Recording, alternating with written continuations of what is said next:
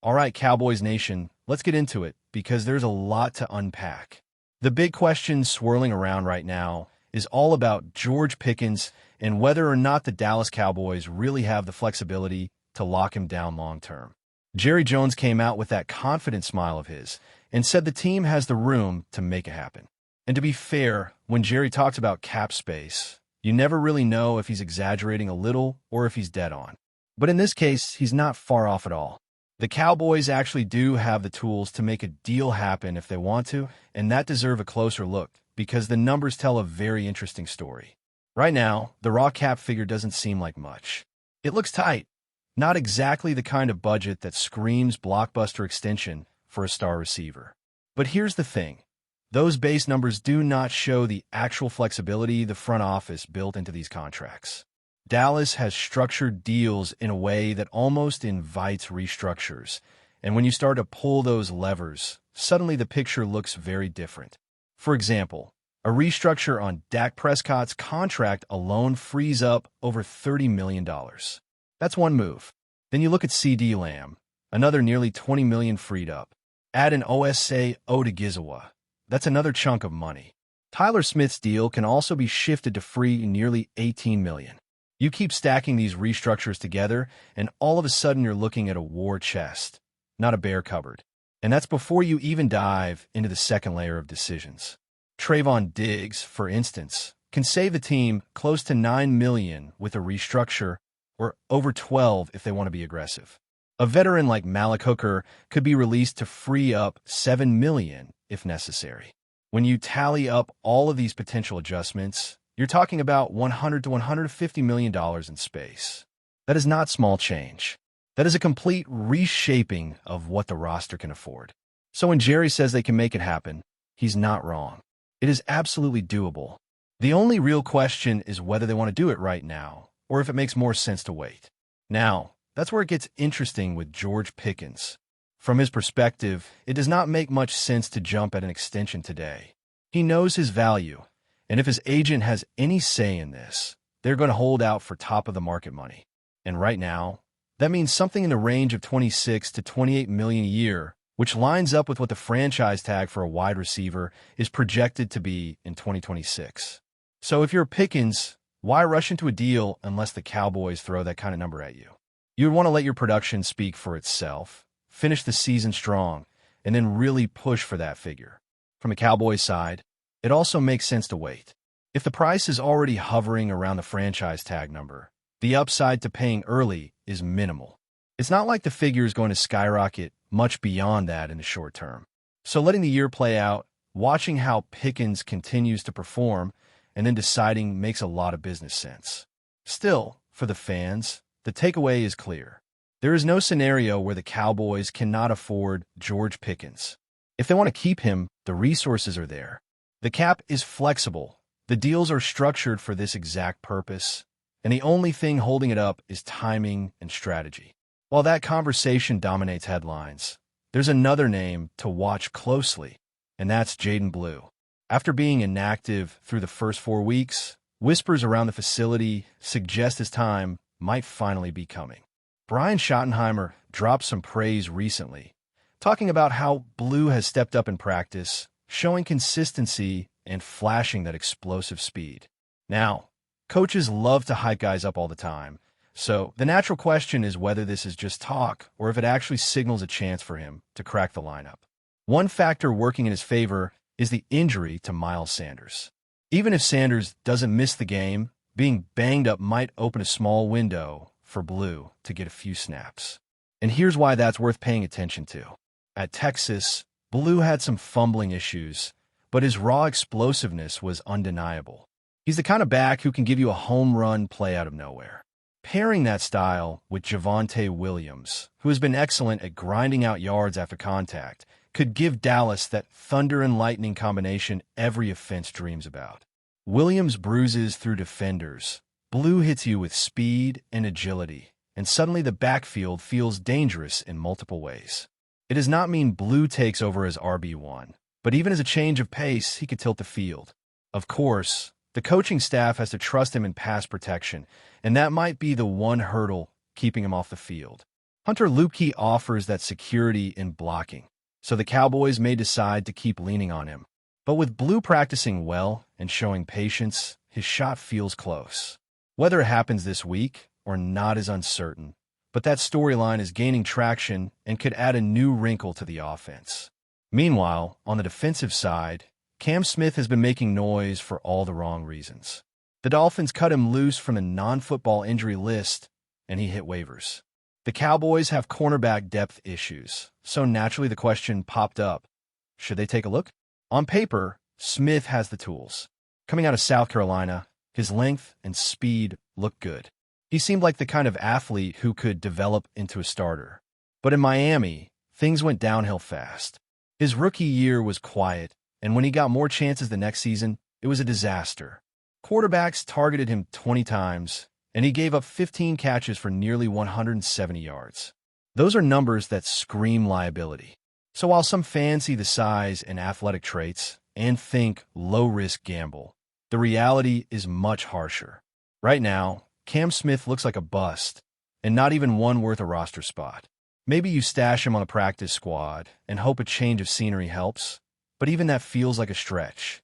For a team like Dallas, which already has young corners trying to work back from injuries, it makes little sense to spend energy on a reclamation project when healthier and more reliable options are close to returning. That's the kind of balancing act this team faces every week. They're evaluating the roster, juggling the cap, and keeping an eye on long-term stars like Pickens while also figuring out which fringe players might actually contribute. It is a reminder that while we often focus on the big names and the big contracts, depth decisions and small opportunities, like Jaden Blue possibly getting carries, can shift the season's momentum just as much. All right, let's keep rolling because the Cowboys situation only gets more layered as we go. We've already touched on the George Pickens contract question and the possibility of Jaden Blue making his first real impact, but there are other moving pieces that deserve attention, especially when you start looking at roster shuffling, practice squad adjustments, and players either stepping into bigger roles or falling out of favor.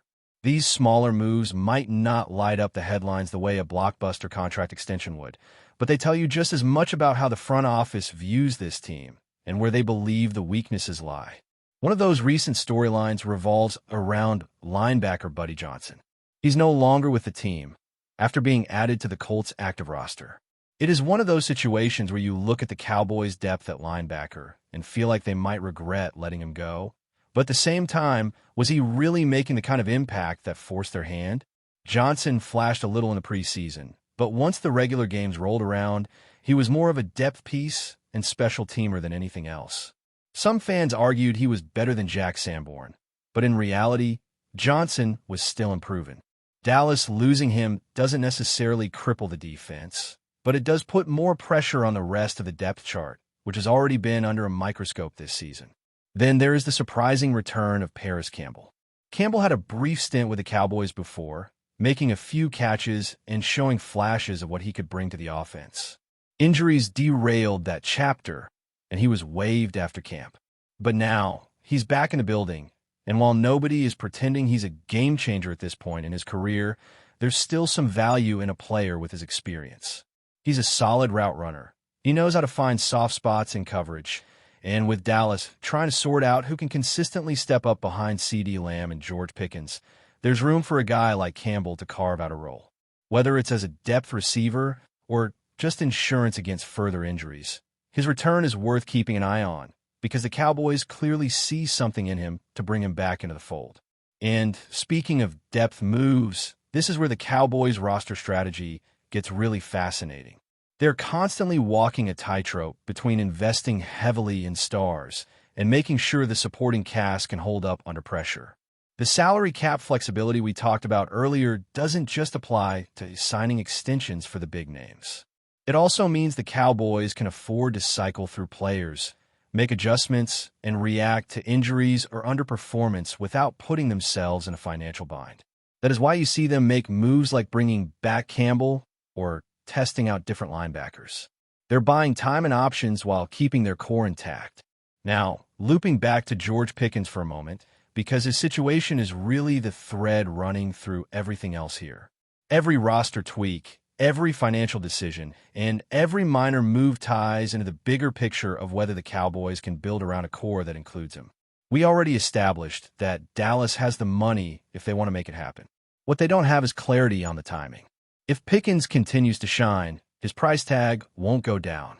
The question is whether Jerry Jones wants to make the move early to send a message that Pickens is the future, or if he prefers to hold the cards until the offseason and let the market settle. Either way, Pickens' play is creating ripple effects across the organization, because when you know a receiver of his caliber could demand close to $30 million annually, you have to plan every other move around that reality. And it's not just about offense. The Cowboys know that to compete with the best in the league, they need balance on both sides of the ball. The defense has been banged up, especially in the secondary. That is why names like Cam Smith pop up in the rumor mill, even if the reality of signing him doesn't make sense. Injuries to corners like Trayvon Diggs have left fans nervous, even though he's starting to look healthier. Darren Bland has been coming back too, but neither of them have looked completely 100% yet. So when a name like Smith hits the market, the temptation is there, even if the tape screams otherwise. The truth is, Dallas has young corners waiting in the wings who can step in once they're cleared from injured reserve. Kalen Carson, Revel, Butler. These guys will be available soon, and their upside makes more sense than trying to resurrect a struggling player like Smith. It becomes a question of patience, which isn't always easy in the middle of a season, especially when the team is fighting for position in the standings. But the smart move here is to trust the guys you've already invested in rather than gamble on someone who has shown nothing but struggles at the professional level. So when you put all of this together, the cap flexibility, the George Pickens negotiations, the Jaden Blue storyline, the depth shuffling at linebacker and receiver, and the constant questions about the secondary, you get a picture of a team in transition but also in control. They're not desperate. They're not scrambling to fill holes. Instead, they're methodically using every lever they've built into their contracts and roster design to stay competitive and flexible at the same time. That's the difference between a team that just tries to survive each season and one that consistently positions itself to contend. But before we continue, don't forget to subscribe to our channel and give this video a like. Your support helps us keep bringing you the latest updates on the Dallas Cowboys. Feel free to share your thoughts on the news in the comments as well. Whispers have been swirling through NFL circles, and now the chatter is becoming deafening. AMON St. Brown has reportedly set his sights on Dallas, sending shockwaves through playbooks and locker rooms alike. Sources close to the wide receiver claim that the Detroit star, known for his precise routes and relentless work ethic, is leaning toward a move to the Cowboys, a team already hungry for offensive fireworks. The rumor, still unofficial but impossible to ignore, suggests that St. Brown sees Dallas as the perfect stage to elevate his game to the next level. With a quarterback in search of consistent, explosive targets and a coaching staff eager to innovate, the fit seems almost too perfect. Analysts are already imagining the offensive schemes that could emerge if the deal materializes. Dynamic slot routes, midfield seam attacks, and an overall playbook that suddenly looks far more dangerous. Inside sources hint that St. Brown's presence would force defensive coordinators across the league to rethink their entire approach. His combination of speed, agility, and football IQ has always made him a matchup nightmare.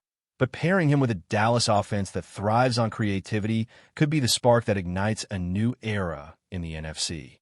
Rumor mills are buzzing with speculation about the potential packages, formations, and trick plays that could emerge once St. Brown steps onto the Cowboys practice field. Of course, nothing is official yet, and fans are holding their breath as discussions reportedly continue behind closed doors.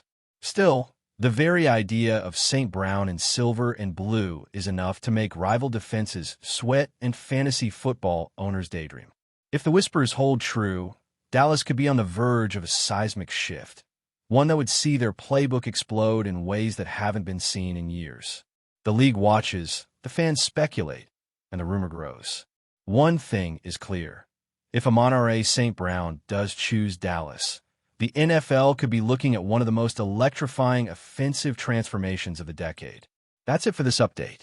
If you enjoyed the video and want to keep receiving exclusive news about the Dallas Cowboys, please subscribe to our channel and give this video a like. We always look forward to your comments and opinions. See you in the next video.